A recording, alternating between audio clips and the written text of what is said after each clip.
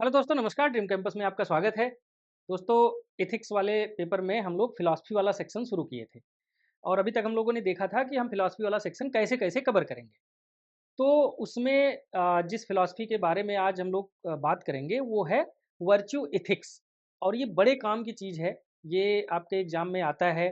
अक्सर हर साल एक प्रश्न इस वाले टॉपिक से आपको मिल जाता है।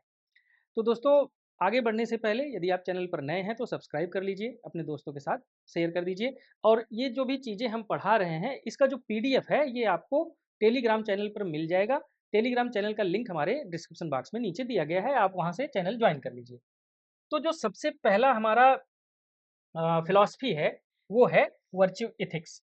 इसकी बात करते हैं हिंदी में अरस्तु, अंग्रेजी में अरिस्टोटल। तो इसका जो कोर कॉन्सेप्ट है, सबसे पहले हम उसको समझते हैं।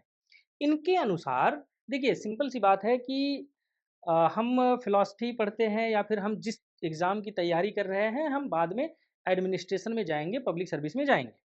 तो उस हिसाब से जो इनका कोर कॉन्सेप्ट है, वह कॉन्सेप्ट यह है कि किसी भी व्यक्ति को चरित्रवान होना चाहिए, मतलब कि उसका चरित्र अच्छा होना चाहिए।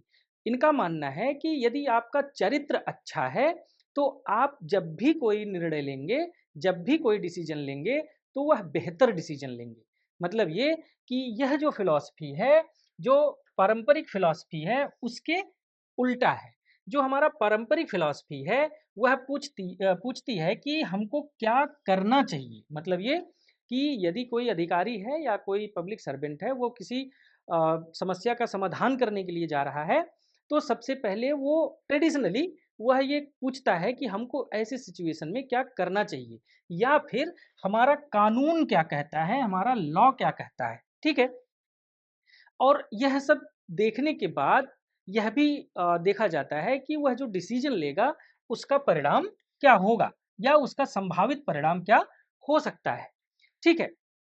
लेकिन जो वर्च्यू एथिक्स है, वर्च्यू एथिक्स इन सब प्रश्नों के बजाय वह पूछता है कि सबसे पहले जो लागू करने वाला व्यक्ति है, जो आदेश देने वाला व्यक्ति है, या फिर जो उस समस्या को सुलझाने वाला व्यक्ति है, वो कौन है। मतलब ये कि यदि आप किसी समस्या का समाधान करने के लिए जा रहे हैं, तो आप सबसे पहले खुद से पूछिए कि मैं कौन हूँ? क्या मेरे अंदर वह क्षमता है? क्या मेरे अंदर वह चरित्र है जिससे मैं इस समस्या का ऐसा समाधान निकालूँगा कि ना तो हमारे विभाग की कोई बदनामी बेइज्जती होगी, ना ही किसी पब्लिक के साथ अन्याय होगा। ठीक है? तो जो ट्रेडिशनल है वो पूछता है कि नियम कानून क्या है या मुझे क्या करना चाहिए? और जबकि जो वर्च्यू एथिक्स है, वो पूछता है कि आप कौन हो? आपका चरित्र कैसा है? ठीक है? दूसरा सवाल इनका यही है कि हमारा चरित्र क्या है और आगे मैं बनना क्या चाहता हूँ? इसका मतलब ये हुआ कि देखो भाई, सीधी-सी बात है, जब भी आप किसी पब्लिक सर्विस में होते हैं, तो आपका जो डिसीजन होता है, आपका जो निर्णय होता है, उसका जो रिजल्ट होता है, उसके आधार पर लोग आपको जज करते हैं। लोग आपकी एक इमेज बनाते हैं। तो यह उसी की बात कर रहा है कि यदि किसी कंडीशन में आपने कोई निर्णय लिया है, तो उसका जो परिणाम होगा, वही आपकी इमेज होगी। तो आप स्वयं से पूछिए कि मैं क्या बनना चाहता हूँ। तो जो वर्च्यू एथिक्स है, उसका कोर कॉन्सेप्ट यही है कि यह प्रक्रिया पर कम फोकस करता है, बल्कि जो प्रक्रिया को जो फॉलो कर रहा है, उसके चरित्र पर ज़्यादा फोकस करता है। ठीक है? अब अगर इसमें देखें हम कि किसी भी देखिए, कोई भी व्यक्ति है, तो वह कोई चीज़ जन्मजात तो सीख करके नहीं आता। मतलब कि कोई बचपन से ही चरित्रवान हो, ऐसा संभव तो नहीं है। तो इनका मानना ये है कि virtue is not इनेट, it's developed through the conscious practices.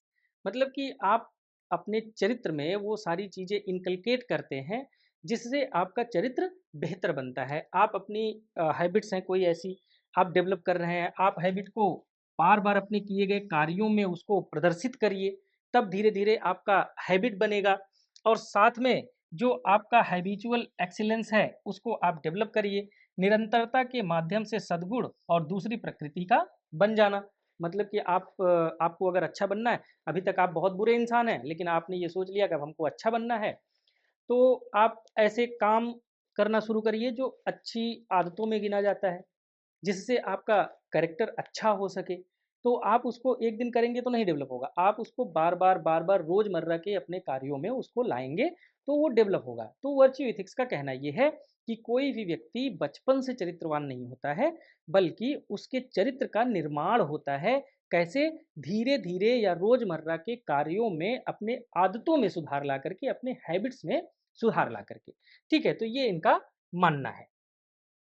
Virtue ethics का जो अल्टीमेट गोल है, वह गोल है यूडेमोनिया। इसका मतलब यह है कि किसी भी व्यक्ति को एक ऐसा लाइफ जीना चाहिए, एक ऐसा जीवन जीना चाहिए जो समृद्धि का हो, लेकिन उद्देश्य और उत्कृष्टता का जीवन हो।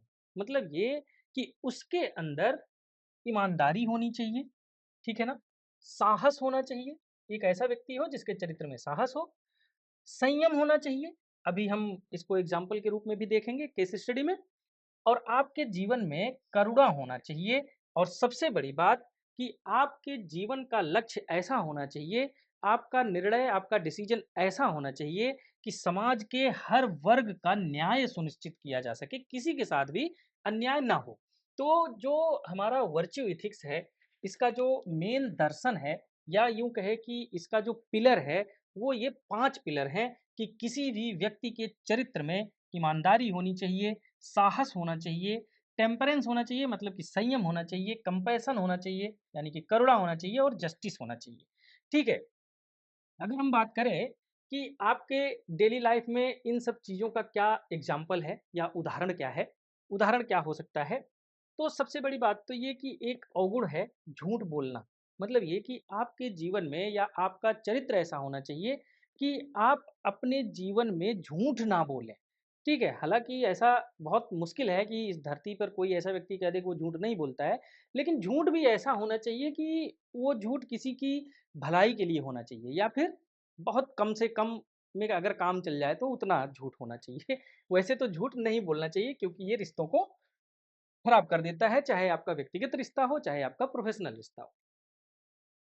और दूसरी चीज कि आपके अंदर सद्गुण होना चाहिए। सद्गुण मतलब आपके काम में ईमानदारी होनी चाहिए, और आपके व्यवहार में संवेदनशीलता होनी चाहिए, मतलब आपका व्यवहार सेंसिटिव होना चाहिए। दूसरी बात ये कि जो हमने बताया कि आप कोई भी ऑनेस्टी, मतलब जो आपके अंदर ऑनेस्टी है, वह इतना ब्रूटल ना हो कि उस ऑनेस्टी की वजह से किसी को नुकसान हो जाए, या उस ऑनेस्टी की वजह से आपके रिश्तों में खटास आ जाए। ठीक है, अब ये सब बनता कैसे है, होता कैसे है? ये होता है प्रैक्टिस से, ठीक है ना? Practice truthfulness in small matters, छोटी-छोटी बातों में आप सच्चाई पे ध्यान दीजिए, वही काम कीजिए जो सही है, ठीक है? और अपना जो कॉन्टेक्स्ट है उसको आप कंसीडर करिए, और उसके प्रभाव का एनालिसिस कीजिए, ठीक है? साथ में ऑनेस्टी और एम्पैथी को हमेशा बैलेंस करिए। कभी भी ऑनेस्टी इतना ज़्यादा नहीं होनी चाहिए कि आपकी एम्पैथी खतरे में आ जाए। ओके, उसके बाद जो भी चीज़ें आप कर रहे हैं, उसका आउटकम क्या आ रहा है, उसका प्रभाव क्या दुनिया पर पड़ रहा है, समाज पर क्या पड़ रहा है, उसको ज़रूर आप कंसीडर करें।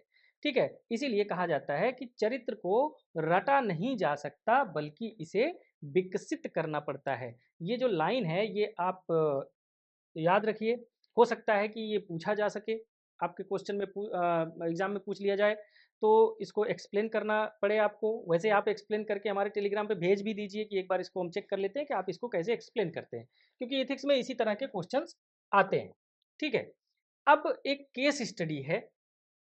इस केस स्टडी में हमको ये देखना है कि हम वर्च्यू इथिक्स को फॉलो करते हुए, या वर्च्यू इथिक्स की जो फिलॉसफी है उसको फॉलो करते हुए हम कैसे किसी भी समस्या का समाधान निकाल सकते हैं।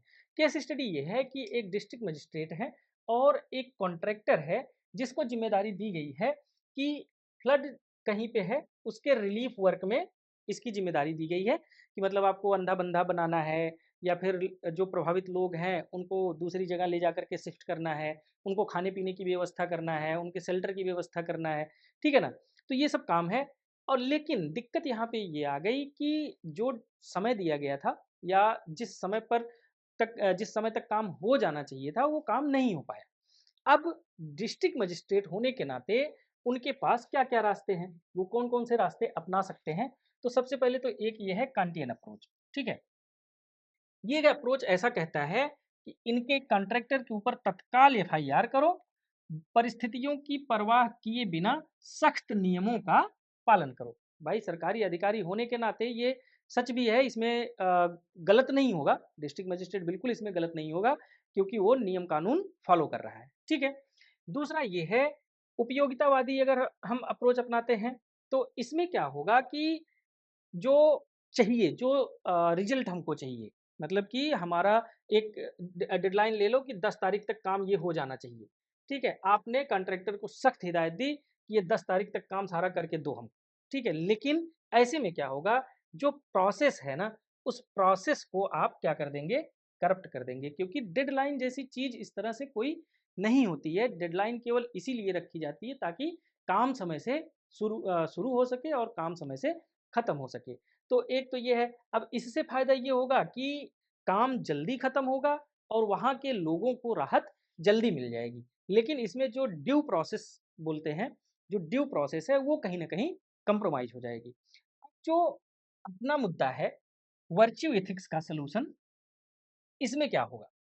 इसमें ये होगा कि डीएम बोलेगा कि भाई देखो, कॉन्ट्रैक्टर भी इंसान है, कॉन्ट्रैक्टर के पास भी वो सब सारी समस्याएं हो सकती हैं कि क्यों काम नहीं पूरा हुआ, या फिर उसके पीछे क्या क्या कारण रहे हैं, कोई चीज़ कम तो नहीं पड़ गई, या कोई बीच में कोई बाधा तो नहीं आ गई। तो डिस्ट्रिक्ट मजिस्ट्रेट क्या करेगा, अगर वो वर्च्यू इथिक्स के फिलॉसफी को फॉलो करता है, तो सबसे पहले वो क्या करेगा, चेतावनी जारी करेगा, एक वार्निंग इशू कर देगा, एक वार्निंग नोटिस इशू कर देगा कॉन्ट्रैक्टर के पास कि भाई तुम बताओ कि अभी तक ये काम क्यों नहीं हो पाया, क्या क्या दिक्कत आ रही है, क्यों दिक्कत आ रही है। और इन सब चीज़ों को वो मॉनिटर भी करेगा, खुद मॉनिटर करेगा, थर्ड पार्टी से मॉनिटर करवा लेगा, और उसको एक समय दे देगा कि संतुलित तरह से आप उस काम को जल्द से जल्द पूरा करिए, क्योंकि वो जनता के लिए आवश्यक है। ठीक है। तो आप ये सोचिए कि यहाँ पे इस डिसीज जैसे 3 ऑप्शन है हमारे पास, 1 हो गया, 2 हो गया और तीसरा ऑप्शन हो गया, ठीक है ना? अब इन 3 ऑप्शंस में से जिस व्यक्ति का जैसा चरित्र होगा, वह वैसा ही फिलॉसफी अपनाएगा। मेन चीज़ यही है, कोर फिलॉसफी यही है कि किसी भी व्यक्ति को चरित्रवान होना चाहिए। नियम कानून तो बहुत लोग फॉलो करते हैं। अब जिसका चरित्र अच्छा होगा, जिसका चरित्र जैसा होगा, वो उस तरह का अप्रोच इसमें अपनाएगा।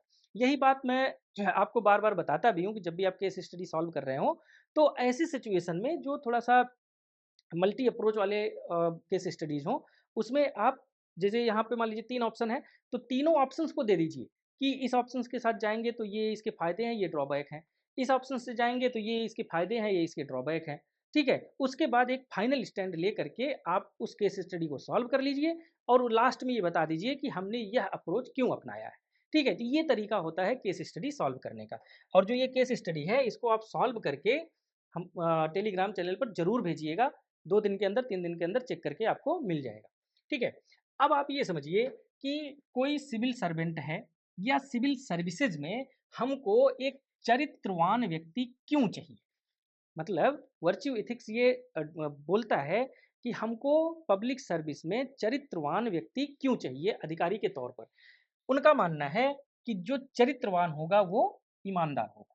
ठीक है? और पब्लिक सर्विस में ईमानदारी होनी ही चाहिए। ठीक है? दूसरा ये है कि जो चरित्रवान व्यक्ति होगा वो क्या होगा? एम्पैथेटिक होगा, मतलब उसके अंदर सहानुभूति होगी और सहानुभूति को सेंटर में रख कर के वो निर्णय लेगा। ठीक है? दूसरा ये है कि अगर कोई ऐसी स्थिति परिस्थिति आती है, कोई ऐसा चैलेंजिंग सिचुएशन आता है, तो जो चरित्रवान व्यक्ति होता है उसके अंदर पेशेंस भी होता है, धैर्य भी होता है। ठीक है ना? तो विचारशील समाधानों को यह जो है क्या करता है, सक्षम बनाता है। कोई भी ऐसा डिसीजन ये नहीं लेगा जो लोगों को हर्ट करे या परेशान करे। ठीक है? उसके बाद इनका मानना है कि जो चरित्रवान व्यक्ति होगा वह निष्पक्ष होगा, मतलब किसी के साथ वह भेदभाव नहीं करेगा। इसीलिए जो वर्च्यू एथिक्स है वो ये कहता है कि हमको जो अधिकारी चाहिए वो क्या चाहिए? चरित्रवान व्यक्ति चाहिए। ठीक है? अब एक कोट है ये कोट इसलिए है क्योंकि आपको इस पे लिखना है और लिख करके टेलीग्राम पे भेजना है। ठीक है? कोट ये है कि a civil servant guided by virtue ethics does not merely ask is this legal और इज दिस बेनिफिशियल, ठीक है। But they also ask is this the right thing for a person of integrity to do. मतलब इसका ये हुआ कि कोई भी ऐसा व्यक्ति जो नैतिकता से निर्देशित है, वह केवल यह नहीं पूछता कि क्या यह कानूनी रूप से सही है या फिर क्या यह फायदेमंद है, बल्कि वह यह भी पूछता है कि जिस तरह का व्यक्ति मैं हूं, क्या उस तरह के व्यक्ति के लिए यह काम करना सही है। तो इसको जो है आप इसका आंसर लिखिएगा और टेलीग्राम पे हमको भेजिएगा, हम लोग इसको चेक करेंगे, देखेंगे कि आप लोग क्या क्या लिखते हो। देखो सीधी सी बात है ना, इसी तरह के प्रश्न आते हैं और प्रश्न को खास करके इथिक्स में प्रश्न को सॉल्व करने के लिए कम से कम 3-4 बार इसको पढ़िए, तब जाकर के आपको समझ में आएगा कि वास्तव में ये पूछना क्या चाह रहा है, ठीक है। और एक ये कोट है, चरित्र विकल्पों को आकार देता है और विकल्प नियति को आकार देते हैं। तो इसको भी आप कहीं पे इसको कोट भी कर सकते हैं या फिर इसको भी आप एक्सप्लेन कर सकते हैं कि कैसे ये बात सही है या गलत है, ठीक है। तो आज के लिए बस इतना ही। अगले सेशन में हम अगला फिलॉसफी पढ़ेंगे, लेकिन जो काम हमने आपको दिया है वो आप काम करके टेलीग्राम चैनल पर जरूर भेजिए हमको। Thank you so much.